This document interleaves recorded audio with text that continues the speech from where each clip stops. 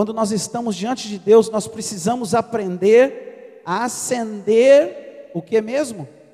A fé. Não tem jeito de eu me relacionar com Deus sem fé. Então eu preciso acender a fé. Eu preciso sempre estar diante de Deus com a minha fé acesa, viva. Não importa o tamanho da sua fé.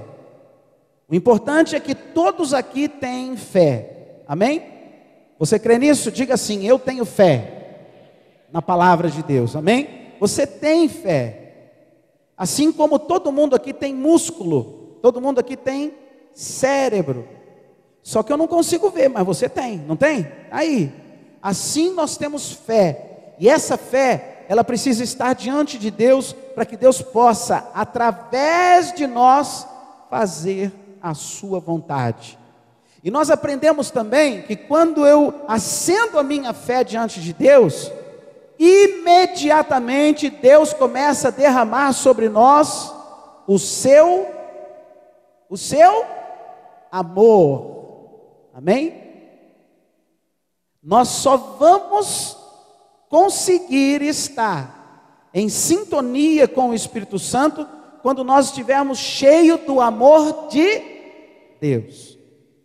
Às vezes eu tenho uma fé forte, mas o meu amor, o amor por minhas coisas, por meus interesses, pelas riquezas que Deus pode me dar nessa terra, pelos poderes que Deus pode me dar nessa terra, o meu amor pode suplantar a palavra de Deus. Por isso que nós vemos às vezes, muitas pessoas começam pelo Espírito e depois não conseguem mais terminar no Espírito. Por quê? Porque o amor próprio, as vaidades pessoais, os interesses pessoais suplantam os interesses de Deus.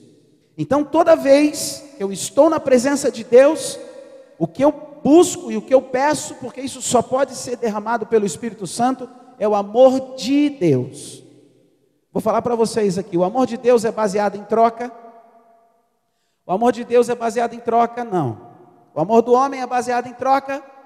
Sim. Me trate bem, que eu te trato bem. Me trata mal para tu ver quem eu sou. Não é assim? Me contrarie.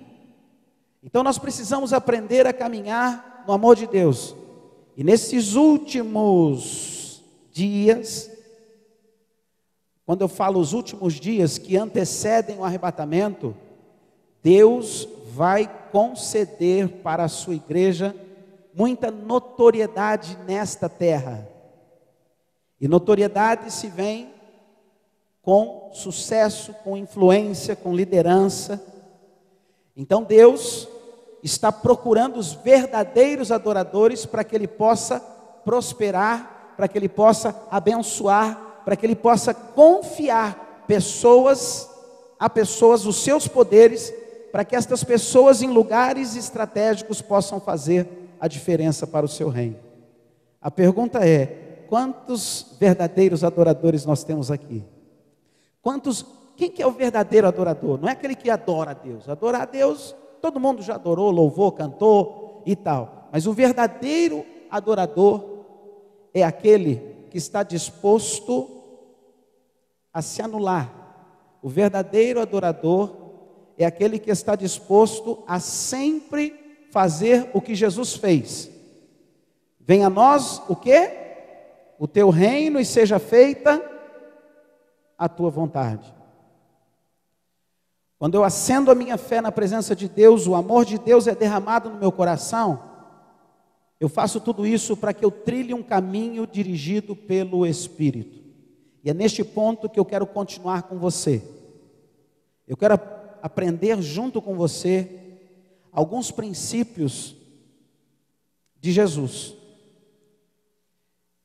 Jesus, como homem, ele trilhou esses 3 caminhos diante de Deus. Ele tinha uma fé viva, ele passou pelo que ele passou, ele foi perseguido, ele foi injustiçado, e todo o tempo ele estava sendo provado para saber o seguinte: faz a tua vontade ou faz a vontade do Pai?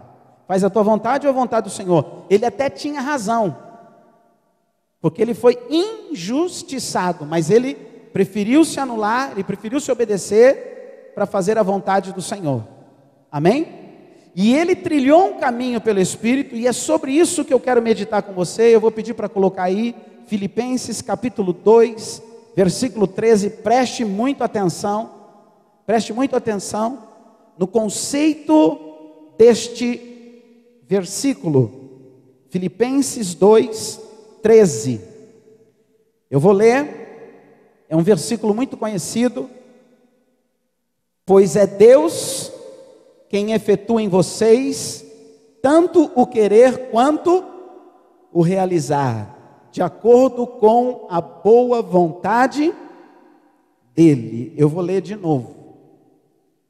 Pois é Deus quem efetua em vocês tanto o querer quanto o realizar. Queridos, tem vida bem-sucedida sem realização? Tem vida bem-sucedida para aquele que, olha, eu tenho um monte de ideia, mas não começa nenhuma. Eu tenho um monte de sonho, eu tenho um monte de expectativa, não começa nenhuma ou começa várias e não termina nenhuma. Então nós precisamos aprender e compreender que nós vamos honrar a Deus quando eu estiver alinhado com a vontade dEle e os sonhos dEle, as inspirações dEle tenham lugar na minha vida.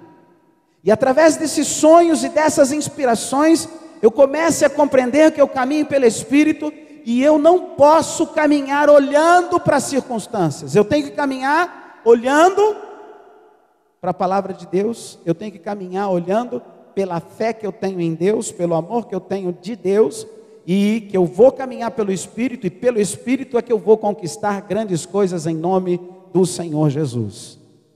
A Bíblia fala, e o Senhor diz, que sem mim, Jesus disse assim, ó, sem mim nada podeis fazer. Não é que você, quando ele está querendo dizer, ele não está dizendo que você não pode realizar nada sozinho. Tem tanta gente sem Deus, tem tanto ateu fazendo coisa. Não é isso. Ele está dizendo sempre alinhado com a sua vontade. O grande segredo nosso é sair da igreja hoje e amanhã, aonde quer que você esteja, Deus quer ser honrado através da tua vida. E aonde quer que você esteja, Deus quer estar em comunhão com você para que você faça a vontade dEle. Isso não é fácil. E eu preciso entender esse princípio aqui. Pois é Deus que efetua em vós o quê? Até o querer. Sabe aquelas inspirações que vêm em você?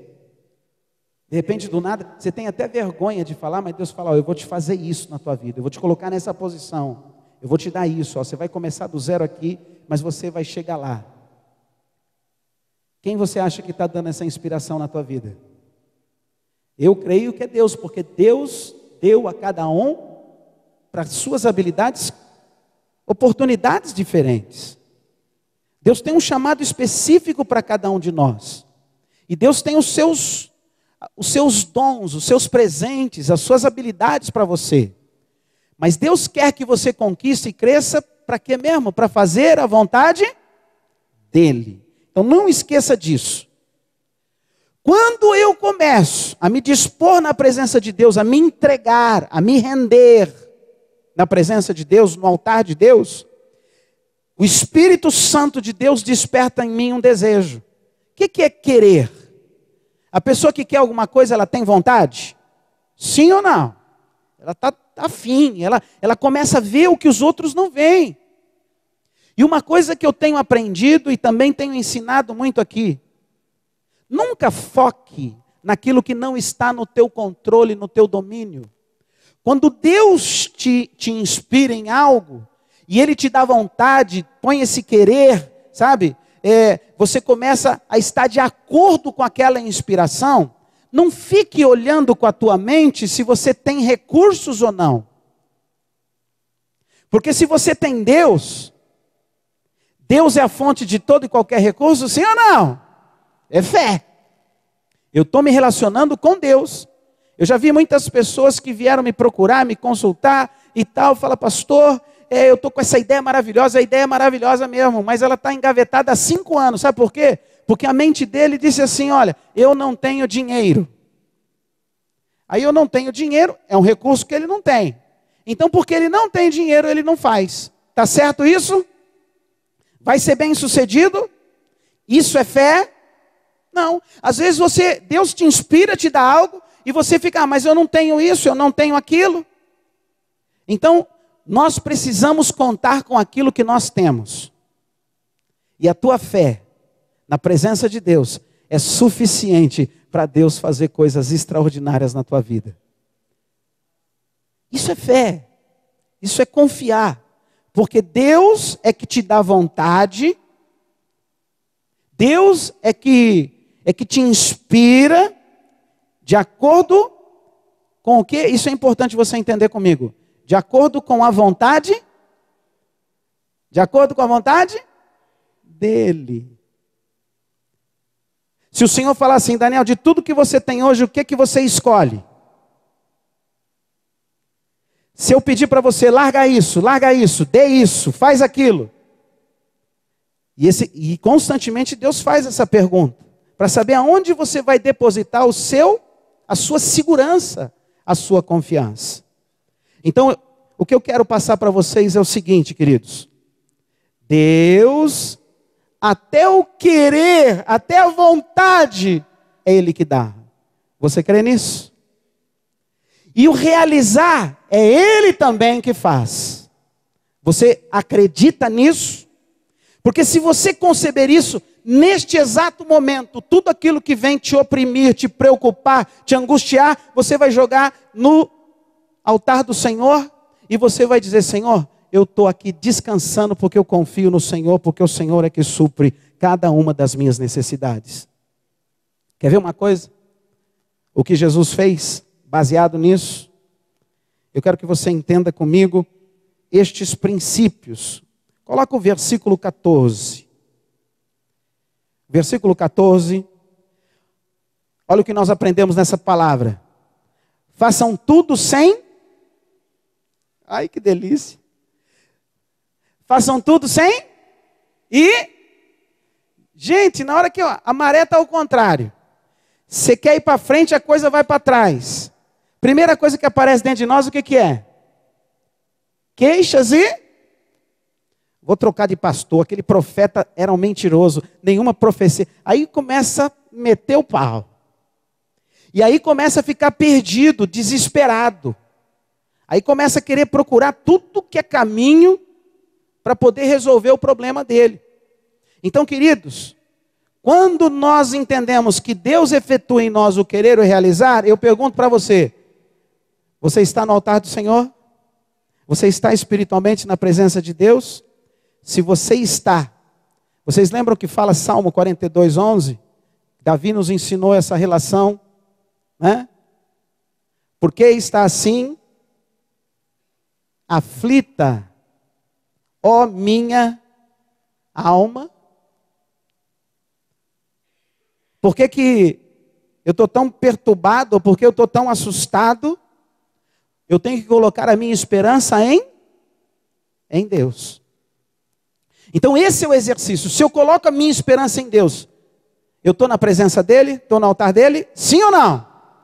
Agora, se eu estou o tempo todo me queixando, discutindo comigo mesmo, às vezes não é nem com pessoas, mas consigo mesmo, eu não me conformo, eu não aceito, como é que Deus me deu essa encrenca dentro de casa? Por que Deus me deu esse negócio? Ele era bom, esse setor foi bom até eu entrar, na hora que eu entrei mudou, ficou ruim. Irmão, é exatamente aí, aonde você está, que Deus quer que você honre o nome dEle. Pastor, mas eu estou numa situação sem emprego hoje, sem negócio, sem renda. É exatamente aí que Deus vai ser glorificado. Deus é que Ele efetua. Mas vamos caminhar, sem queixa nem discussão. Versículo seguinte. Para que venham a tornar-se puros e... Puro em seguinte sentido. O que é puro? A pureza aqui que está falando de fé espiritual. Eu não vou mais realmente ficar depositando. Deus não está cuidando da gente? Sim ou não? Tem faltado alguma coisa? Deus não tem suprido? Sim ou não? Mas eu preciso aprender a me entregar, porque é Ele que efetua em mim o querer e o... Às vezes a gente fica empolgado. Às vezes o querer é tão grande, a alegria é tão grande que a gente vai fazendo e esquece que quem realiza, aí a gente passa na frente de Deus e começa a realizar as coisas. Começa a fazer as coisas. E aí dá problema? Dá problema. A Bíblia inteira fala isso. Você pega todas as vezes que os homens tentaram ajudar Deus, tiveram efeitos colaterais terríveis. Então vamos lá. Então Deus quer que eu me torne puro e irrepreensível, filhos de Deus inculpáveis no meio de uma geração corrompida e depravada, na qual vocês brilham como estrelas do universo. Para pensar nisso. Deus quer que você brilhe como uma estrela do universo. Deus quer que você seja uma estrela. Queridos, se eu não estiver cheio do amor de Deus, quando a pessoa começa a se sentir uma estrela, como é que ela fica? Humildezinha, né? Como é que uma estrela se sente? Hein, Afonso? Como é que uma estrela se sente? Cheia. Eu irradio, eu sou o talento, eu faço. Mas Deus quer que você seja uma estrela que brilhe.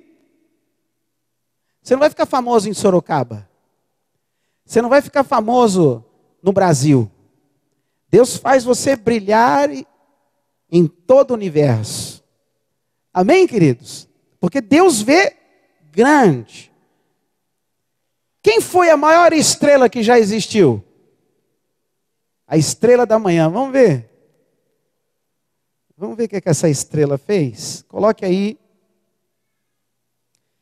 Nesse mesmo livro de Filipenses 2, você vai voltar lá no versículo 5. Seja a atitude de vocês a mesma de Cristo Jesus. Versículo seguinte. Que, embora sendo Deus, não considerou que o ser igual a Deus era algo que devia pegar-se. Sou pastorzão, líder de PG. Eu tenho mais PG que os outros. Já se apegou aí, já caiu. Não brilha mais. Então a gente precisa aprender o seguinte. Ele sendo o quê? Tem muita gente que é mais importante que Deus. Vocês conhecem uma pessoa mais importante que Deus? O Pai de Deus. Tem gente que parece que é o Pai de Deus. Se acha, né? Mas sendo Deus, ele achou que não devia se apegar-se a isso. Versículo 7. Mas, isso significa que ele se enchia de si mesmo? Jesus quando eu esvazio uma coisa? Quando ela está cheia. Sim ou não? Mas esvaziou-se a si mesmo, vindo a ser servo, tornando-se semelhante aos homens. Então, a primeira lição que a gente precisa aprender quando nós começamos a caminhar por fé, quando Deus começa a nos dar mais condições, posição, mais resultados na nossa vida, a gente precisa tomar cuidado para a gente não se encher. Nós temos que nos esvaziar de nós mesmos. Aprenda, Jesus foi homem. E ele tinha as vaidades dele, as lutas dele. Tanto que toda vez Jesus tinha que fazer o que mesmo? Se retirar e orar. Sendo Deus, ele tinha que se retirar, orar, se humilhar, se curvar e falar: Pai, que não seja feita a minha vontade, mas que seja feita a tua vontade. Porque a vontade dele como homem era fazer o quê? Não precisa falar. Só pensa. Porque essa é a vontade dele. Mas ele, primeira coisa, esvazie-se. Como é que eu me esvazio? O princípio de Salmo 42:11 sempre está olhando para a minha alma. Sempre estou olhando para a minha mente. Opa, espera um pouquinho, isso aqui já é vaidade. Eu já estou começando a me achar. Eu já estou começando a me envolver. E isso é muito, muito comum. Eu trabalho hoje assessorando governos e prefeitos, tanto aqui quanto do exterior. E eu percebo o seguinte: quer conhecer o caráter de um homem? Dê poder para ele. Dê poder. Porque a vaidade vai seduzindo, vai seguindo, vai mudando o entendimento. Tem prefeitos aí que começam humildezinho, 1 ano e meio, 2, 3 anos depois, já são semideuses, porque são tratados assim, aceitam assim e vão se envolvendo com esse poder. Então a gente precisa tomar muito cuidado. O que eu tenho que fazer mesmo? Esvaziar-me De mim mesmo, não tem nada de diabo, de demônio. É de mim mesmo.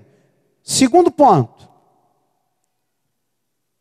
E sendo encontrado em forma humana, o que ele fez? Humilhou-se a si mesmo e foi obediente até morte e morte de cruz. Então até aí eu quero refletir com você esse princípio. Então esvaziou-se de si mesmo, foi suficiente? O que ele fez? Ele humilhou-se. Todos os grandes líderes que eu tenho conhecido, homens que Deus tem usado, uma das frases que eles usam muito é o seguinte: sabe qual que é o meu sucesso? Me render, me entregar. Isso é um ato de reconhecer que nós dependemos de Deus. Sem Deus nós não fazemos nada. Humilhar significa, a pessoa que se humilha é aquela pessoa que reconhece que mesmo que ela esteja brilhando como estrela, mesmo que ela tenha recursos nessa terra, mesmo que ela tenha fama, mesmo que ela tenha posses nessa terra, ela precisa aprender a se renunciar. É uma renúncia espontânea. Ela começa a colocar primeiro a vontade de Deus e depois a dela. E quando isso faz, ela obedece. Ela realmente tem uma atitude de obediência. Se eu fizer esses 3 passos aí, esvaziar-me, me entregar, me humilhando, me rendendo, abrindo mão dos meus princípios, das minhas razões por causa do reino de Deus, e obedecer, o que vai acontecer? O que aconteceu com Jesus? Por causa disso, olha o versículo 9. Por isso, Deus o exaltou à mais alta posição e lhe deu o nome que está acima de todo nome. Queridos, sem a graça de Deus nós não somos nada. Nós precisamos da graça de Deus. Porque é Deus que efetua em vós tanto querer como realizar. Então, aonde quer que Deus tenha te chamado, aonde quer que Deus tenha te colocado, Ele quer te colocar nesta situação, na mais alta posição, porque Ele pode fazer isso.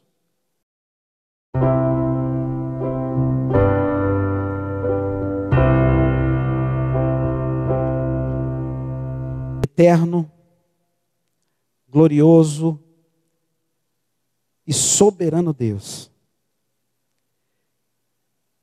Verdade é essa palavra. E o Senhor é um Deus que realmente não tem limite. O Senhor não tem limite.